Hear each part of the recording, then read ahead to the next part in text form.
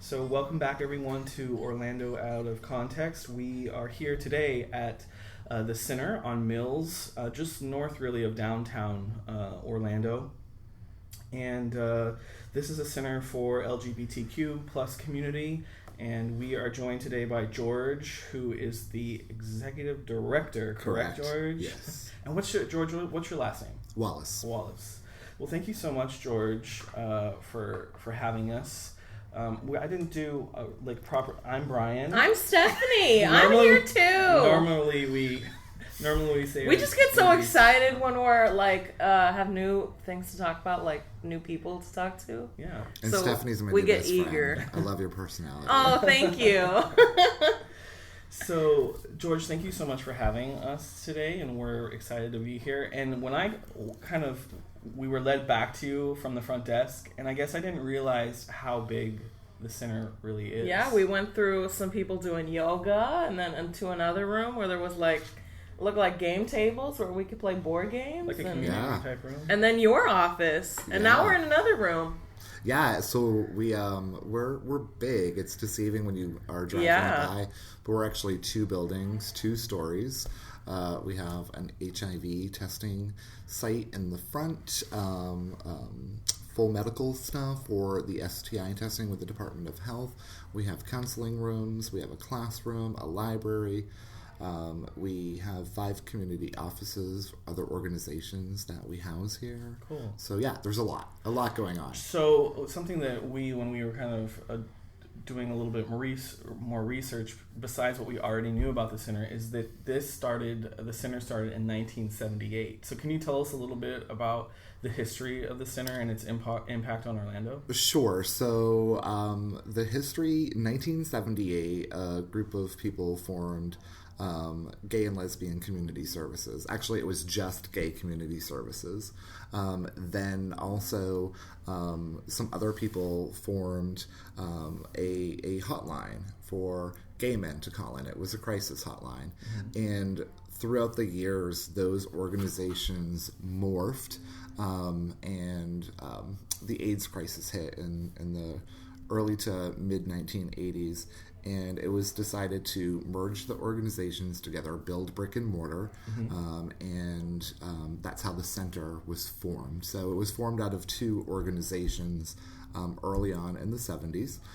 Ironically, the day that the organization was incorporated, November 27th, 1978, was the day that Harvey Milk was assassinated. Oh, so last year we celebrated our 40th anniversary, and we have been at this location on Mills since 1999. Okay, so where was the location before Mills? So do you know where Burger King is on West Colonial by Parliament House? That was our location. We got torn down to build a Burger King. And then I think this is a much better location. This is a much better location.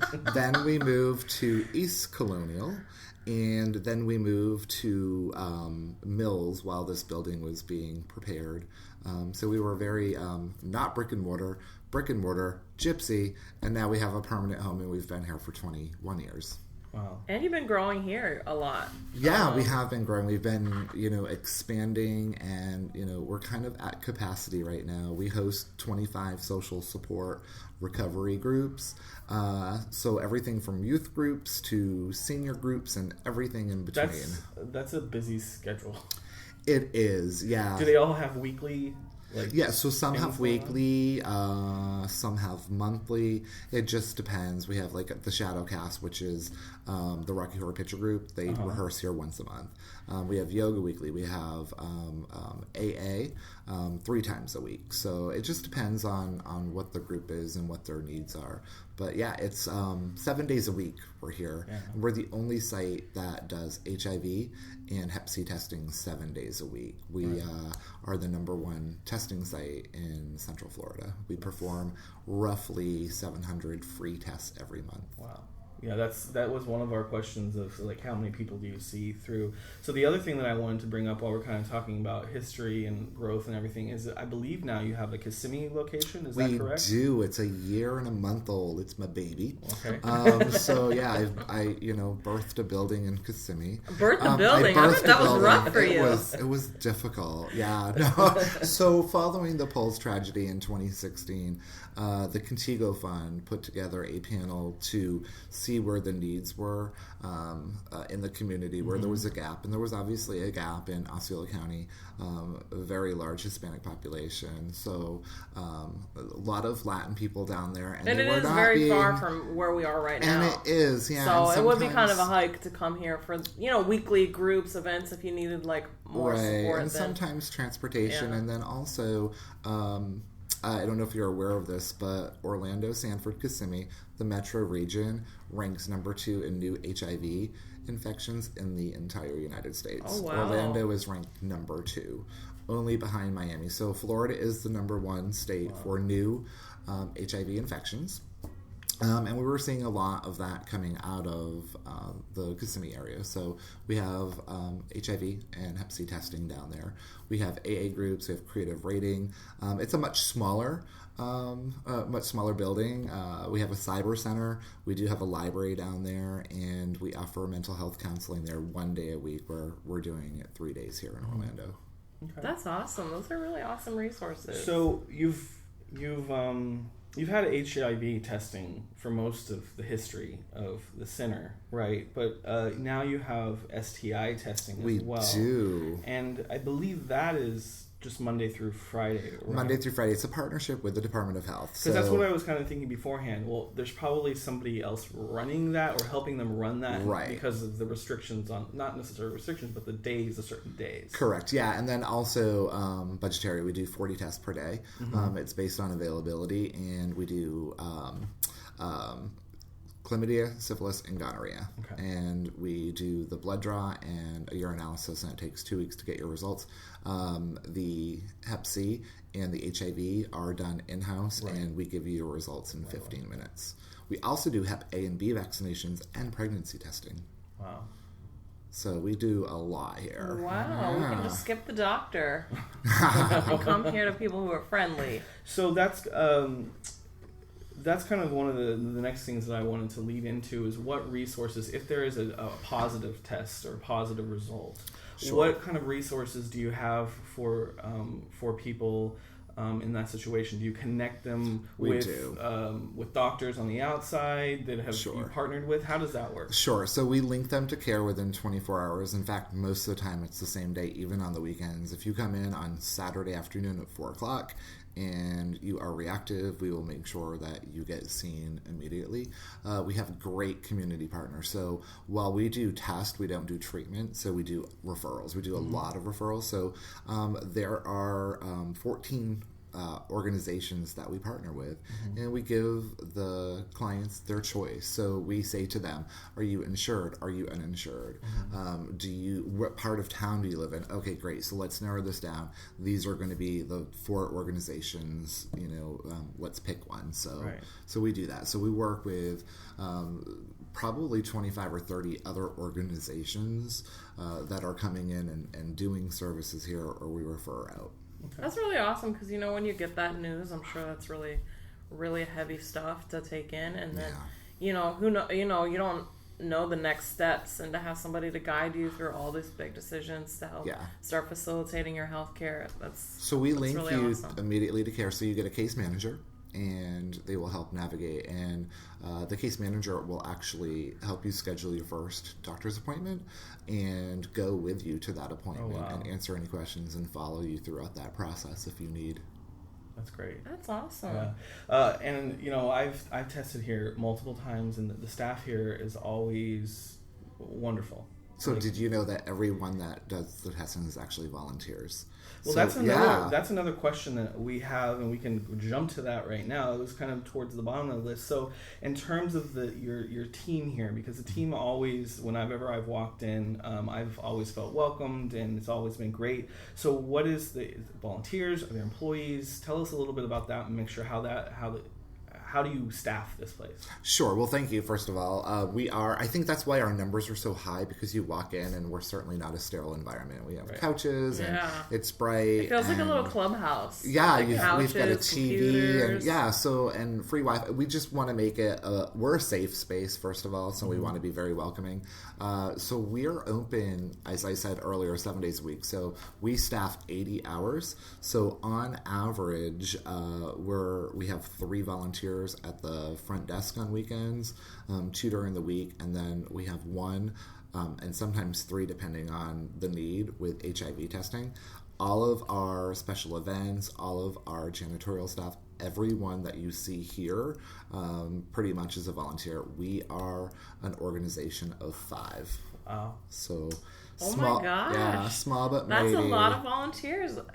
Listen, that's a lot. Congrats! That's from an operations side, that's a lot of scheduling. Yes, it is a lot of scheduling. But we're so fortunate to have such a committed core group of volunteers. So we have our Tuesday morning desk that they've been here for 8 years. It's 2 guys. They do every Tuesday morning, 9 to 1.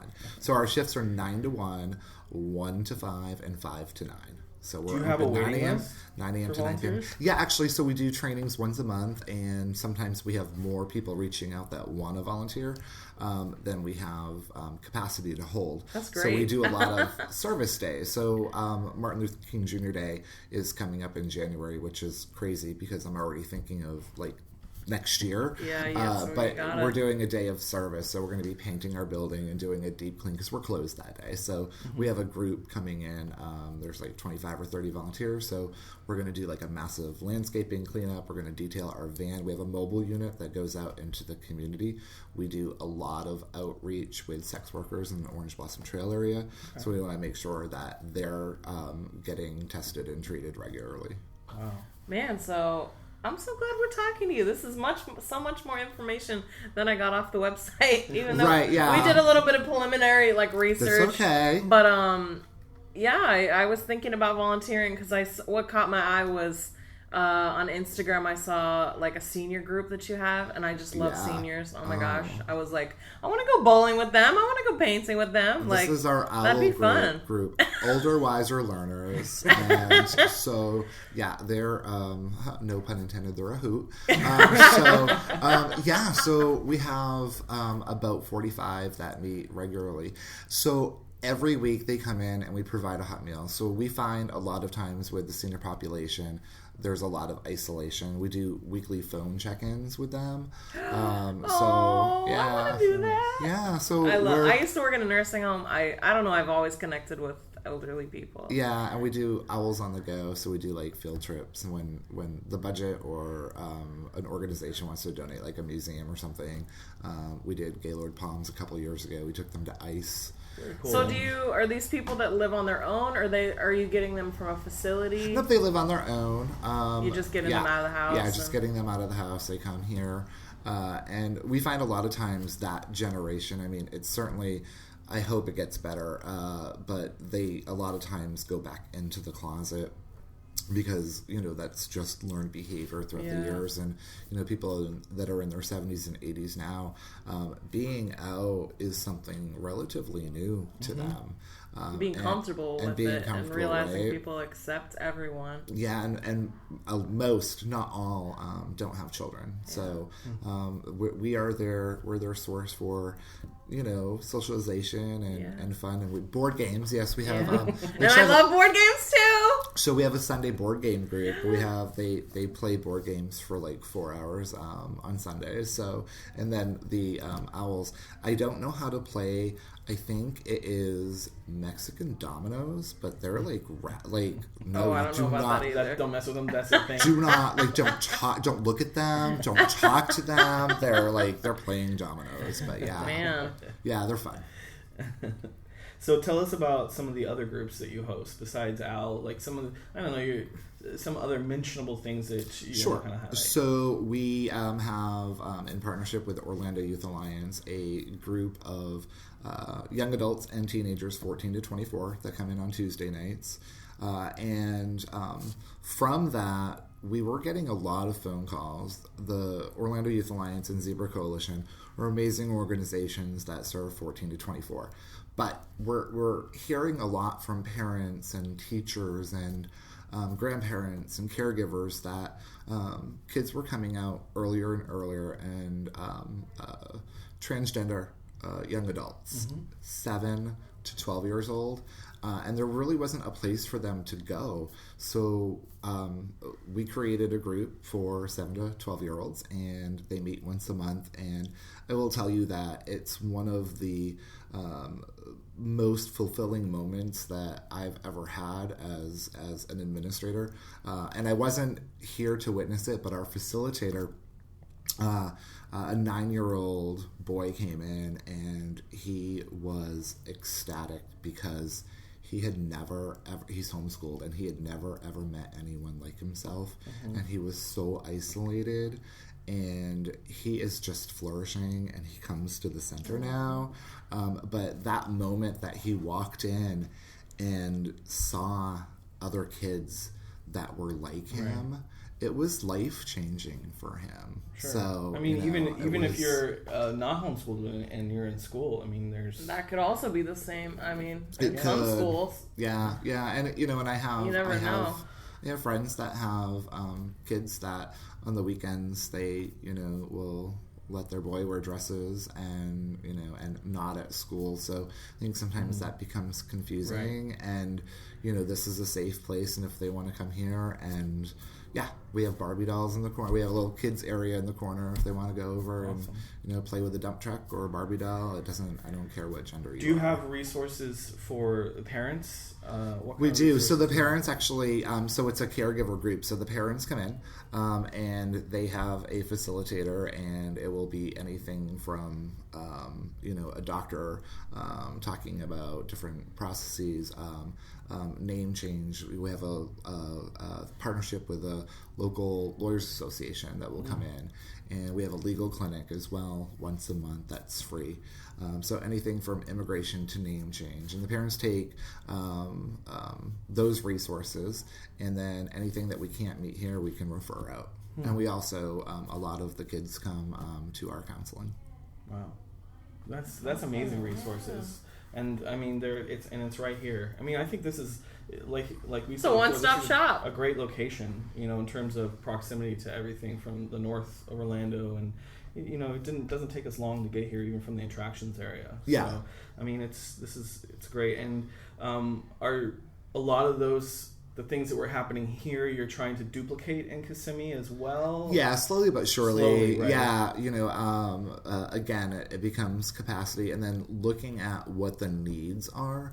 And I'm looking at other parts of Orlando and Central Florida to see what the needs are and how we can meet them. And that's basically how the outreach began with our mobile unit, to go out into the Orange Blossom Trail area. So yeah, we're always looking at ways that we can serve the community.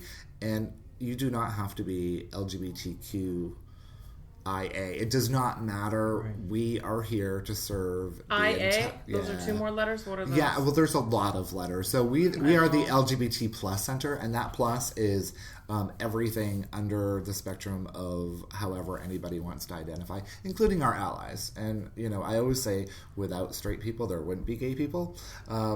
So our allies are so important, and sometimes they're forgotten. So I want to always make sure that, again, everyone is welcome in this building. And as I venture into learning about new people and new groups, I always wonder if it's offensive for like a straight person to come. Like when I was looking at these groups, I was like, I want to come, but I don't want anyone to be offended because I'm not part of the whatever it is that you're representing. I don't know if that's offensive. I think you would probably get a little look if you came to the men's discussion group. But other than that, I think you're more than welcome. So in fact, we have a group here that meets Extraordinary People of Orlando. And there are a lot of allies in that group, and that's one of the few that is actually a true social group. And they also do a lot of community outreach. So we have our collection site, so we collect blankets and socks and all of that, and they go out and they distribute to the homeless in Orlando around Lake Eola. They also do all of our landscaping, and they do community cleanups. And then they just go to the movies and have game night, but they use this as a meeting site just to kind of grow the group. And then so again, that's a whole different organization in itself. Yeah, but they use the center as kind of their home. Cool. So yeah, and we have a lot of that. So when you look at our calendar, the 25, well, actually it's 29 groups now that meet here. The center, we are only facilitating 2 of those groups.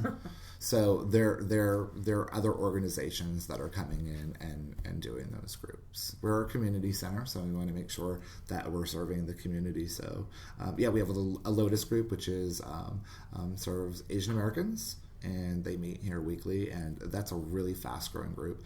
And our addiction and recovery groups are some of our largest. We have AA, NA, and SA.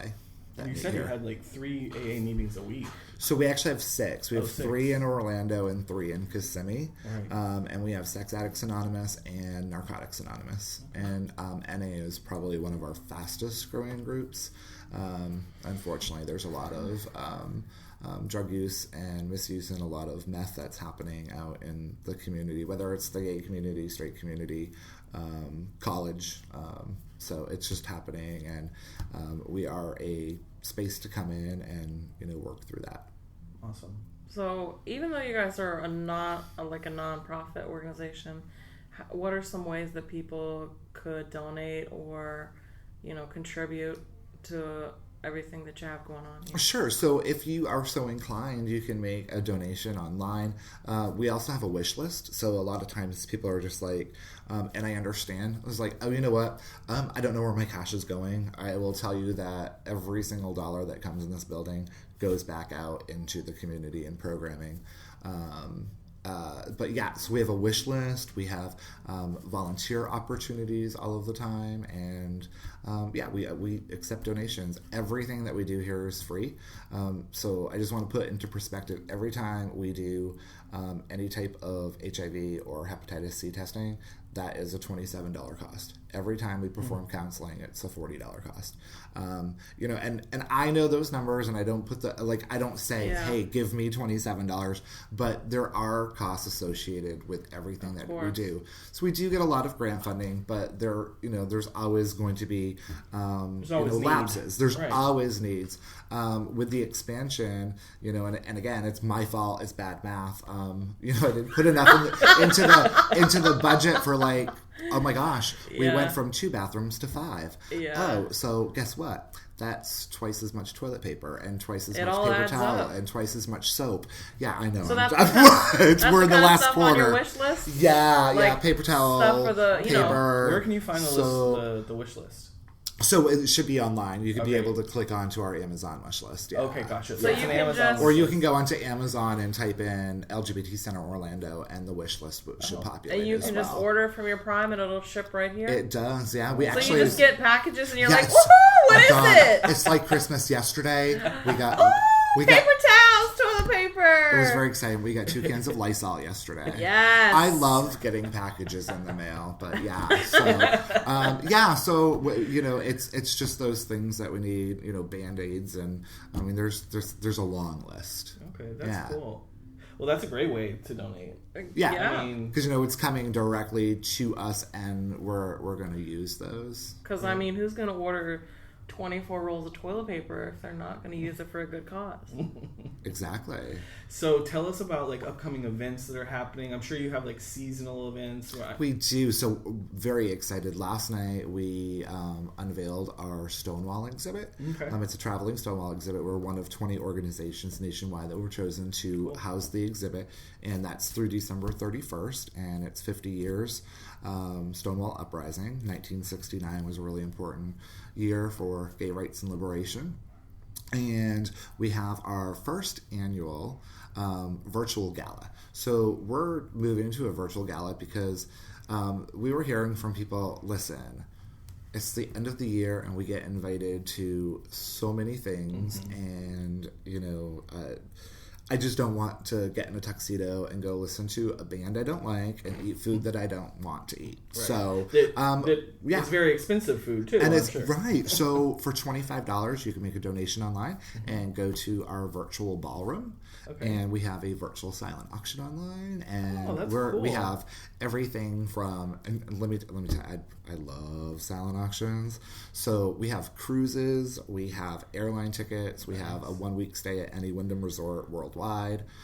So we've got some really amazing prizes. It sounds like, because I've done events like that, and it sounds like less stressful. Oh, it's you can just sit home in your underwear and pull up the laptop. Right. So so some of our marketing is like, okay, great, someone with wearing their pajamas with a bottle of champagne, because that's like, you can do this from your own home, and if you're so inclined to come here on November 15th, we're going to be doing like a little Facebook Live event. Cool. And if people want to come hang out, I mean, that's cool. That is definitely a 2019 event. Yeah, so it runs from October 16th through November 15th, so it's a month long.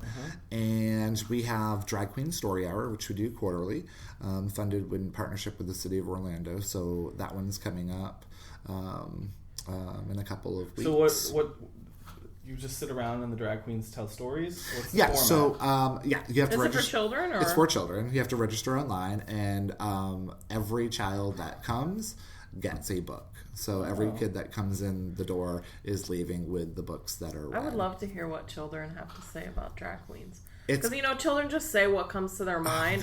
They love it. And they're probably wondering, why is this big, really tall woman in a huge wig with lots of makeup? Yeah. Big boobs. Yeah, they're enamored. We just love to hear, enamored. I can just see them looking like. Yeah, and it's so cute because one of the kids, probably like 5, 6, went up and said, "Miss Gidget, will you sign my book?" Thinking that she actually wrote the book, right? So she did. We have fun with it. So so we have, awesome. And again, check out online, and then also our social media. Everything that we have going on is on our social media. Each one of the groups has their own, so we have a lot of events. So just go to the Center Orlando on Facebook and click on events, and there's a lot. So I wanted to, I'm kind of still on the top of my mind, the Stonewall exhibit, the traveling exhibit. So do you have like a gallery space that you use for that? We do. How does that work? We actually have an art gallery over on the side, and it's every month we have a different rotating artist, and then next door at our 942 building, we're located at 946 North Mills, but we have 2 buildings, and we cut a hole in the wall, and you can walk back and forth between the 2 buildings.